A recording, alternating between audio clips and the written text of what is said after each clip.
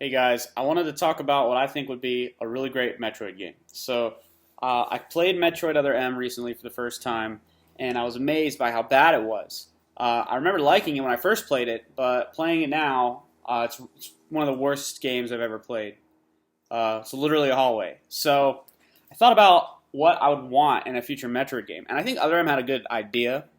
Um, but so my favorite Metroid game is probably Super Metroid, and after that is probably AM2R, the mod of Metroid 2, and then after that I would say the Game Boy Advance game. So it's not Prime. Like I love Prime. I love Prime 1. I like Prime 3. I hate Prime 2. But I don't want a first-person shooter Metroid game. They're too slow. They're too aiming. You know, like Metroid games aren't really about aiming and looking in a first-person view because it's too slow. And even with Metroid Prime, you have locking on aim. So what Metroid Other M did, where they had a 3D Metroid, but the aim you could lock on, kind of auto lock. I think that was kind of a good idea. So what I want is I want a 3D Metroid game, third person, just like Other M. I want it to be similar, but here's the thing: with the Switch, you have two Joy Cons, right? You can, they both have gyros. So the right Joy Con is your arm cannon where you kind of aim and it'll auto lock and then you use Z targeting. So you kind of point with that while you're playing it with one Joy-Con, and you can point at enemies and hold Z when the little reticle's on one, just a tiny little reticle. Reticles can actually ruin a game. Like I don't really like reticles in my Sonic homing attack. I would rather it be nice and small. I like in Sonic Adventure 2 when you aim with when you do a homing attack in Sonic Adventure 2, you aim with the joystick, but it doesn't make a noise and it doesn't do a reticle because it feels like you're doing it more. So just a really tiny reticle. The light went on. And auto aim with that. Because in Super Metroid, when you shoot an enemy, it's fast because there's not that much space. It's a 2D plane. So you hold L and you point up. You go from here to here and you adjust where you're standing and boom, boom, boom, boom, boom, boom, boom, boom, boom, it's dead. So yeah, just make it so the amount of time it takes to find an enemy and point at it and shoot it should be about 2 seconds at most for it to die. With Metroid Prime, because it's first person, it takes too long to do that, and I don't know. I don't like slow movement. So here's the other thing that I want I want this Metroid 5. I want it to take place a decent amount of time after Fusion with a completely new story. Ridley is super dead at this point. Ridley's dead. The Metroids are dead. I don't want Ridley. I don't want Metroids. I don't want any of the old enemies. I want a new problem, new enemies. I mean, you're in the galaxy, right? So there's no shortage of shit that can go wrong. So just have Samus, over Adam Malkovich. I don't want to see him. I don't want to hear about him. There can be characters. It can be isolated. I don't care. But it cannot be story driven. It needs a new story, but it can't be story driven. It needs new lore, new enemies, no Metroids, because here's the thing: the only way you can have Metroids in a Metroid 5, after Fusion, is if some secret agency brought Metroids back after they were all dead, because Metroids were supposed to be dead after Metroid 2, but in Super Metroid, they took the Metroid DNA off of Samus, and now she's this and that. So that was kind of, they could do that once, but after Super Metroid, they did it again in Metroid Other M. So you can't do that again, especially after Fusion. And see, the funny thing about Fusion is I don't really know what Ridley is doing now, because Meta Ridley is dead, normal Ridley's back, but normal Ridley should be dead by now because you killed Ridley in, I think, Super Metroid, and then in Fusion, I think he's still dead, so I don't want Ridley. I mean, of course I want Ridley. Like, I can't say that, but I don't want it. I want it to take... either they retcon the story, which I do not want. I hate it when they retcon the story, or just don't. You know what? So yeah, I don't want Ridley because I want it to take place after Metroid Fusion, and I want it to be its own story with its own characters. No Ridley, because again, I don't want. The Federation took the DNA. That's so stupid. I mean, just make a new interesting thing. Like maybe Ridley had a kid. And maybe there's like a whole species of Ridley, and then there's a really strong one. Just don't take Ridley. Don't have Metroids. I don't want Metroids. Maybe you go somewhere else in another galaxy and there's something similar to Metroids. And I don't know, I don't like the idea of having a game. They kind of fucked themselves by with Metroid 2, because in Metroid 2 she killed all the Metroids. So you can either do what Metroid Prime did, which is have the story go in between 1 and 2, or you can do a shitty story. And I would rather have not a shitty story and just have not Metroids and not Ridley.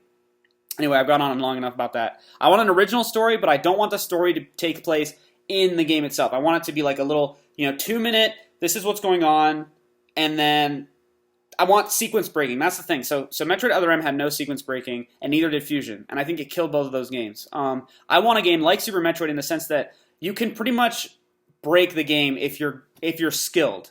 And I want wall jumping. I want the ability to wall jump away from a wall and go back to it. And all of this, I want to be able to do this in a 3D environment.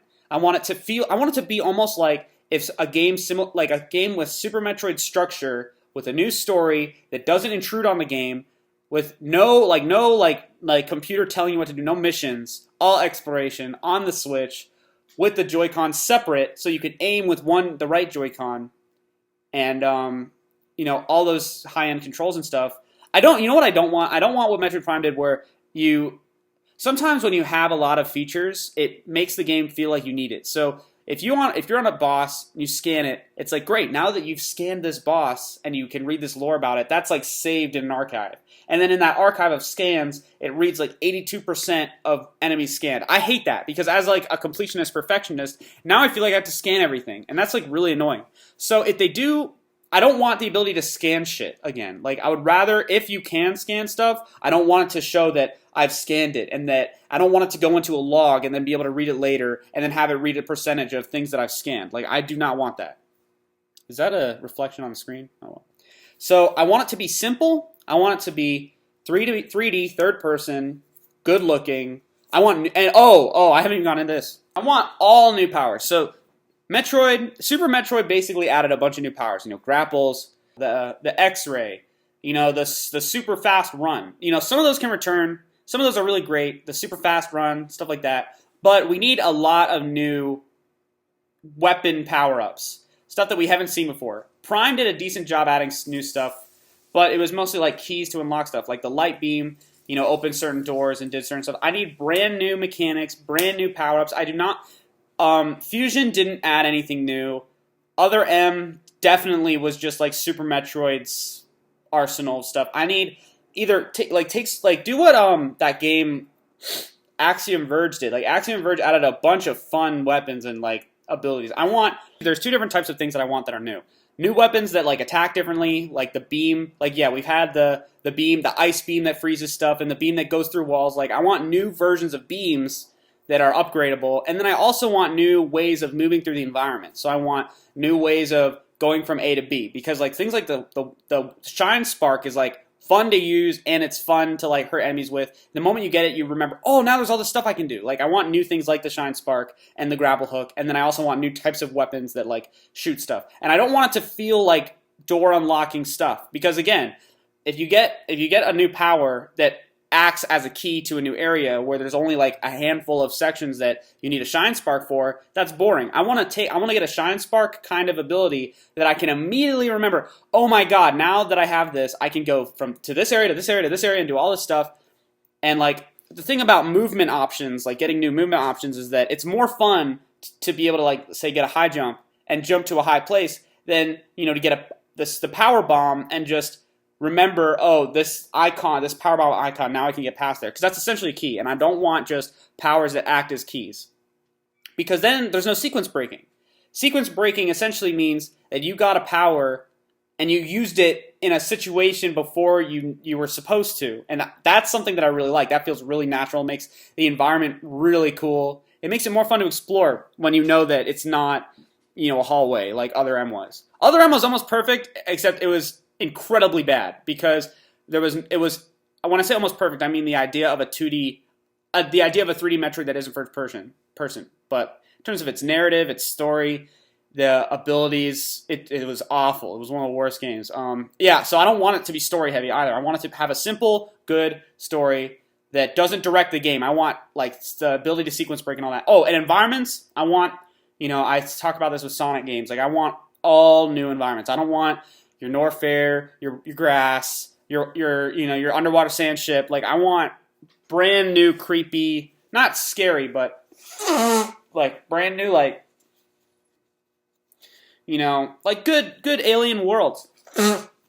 You know, I'm tired of fucking Norfair grass forest, like all that shit. Like I want, like I can't think of them right now, but the way Majora's Mask was to Ocarina of Time, like where everything was kind of like a twist, I want it to go even farther than that. I want it to be like, and I don't want one common theme either. Like I don't want it to all be one like I want it, I mean I want them to be distinctly alien, but I want there to be like unique color palettes for each area.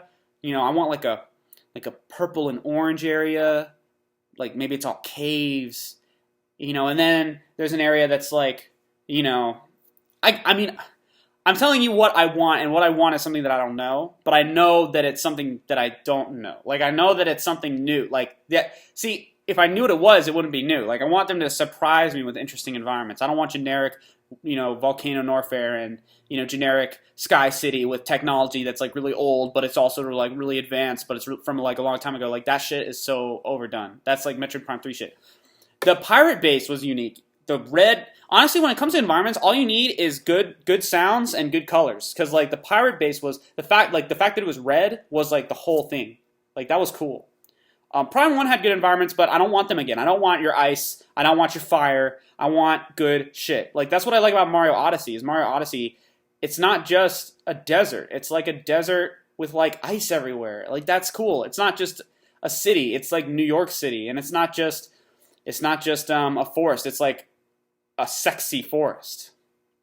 So yeah, that's what I want from a new Metroid. Yeah, alright, peace.